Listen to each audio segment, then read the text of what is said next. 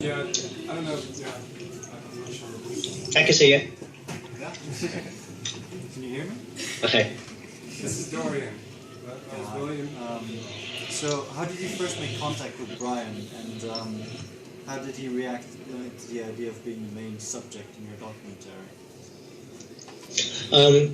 He was very enthusiastic. It was actually very easy to get Brian to say yes to filming, as it was easy. And once Brian said yes, then all the doors opened. I think if you're looking into doing something like documentary film, a lot of times you'll find a key person.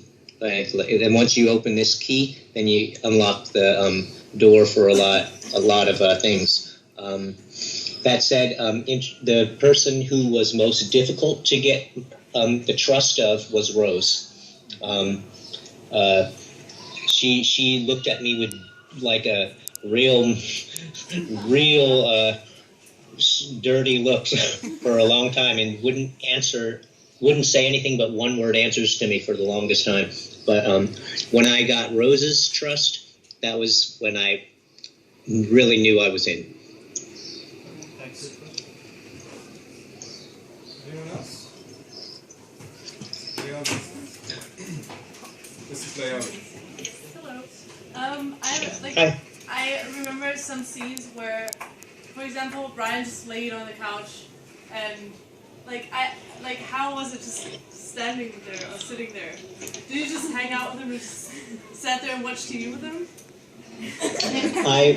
Like I said, you know, actually, I 350 hours of footage, and I was not filming most of the time.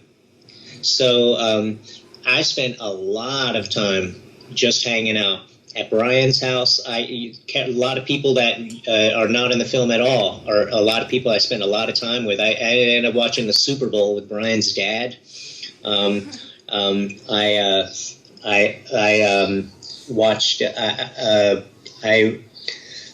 spent a lot of time sitting at the Subway Ministry and watching people walk by. You know, a lot of time, yeah.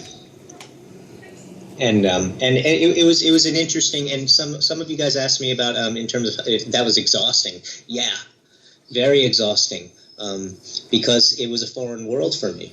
So every moment was kind of a learning moment. So it was very exhausting.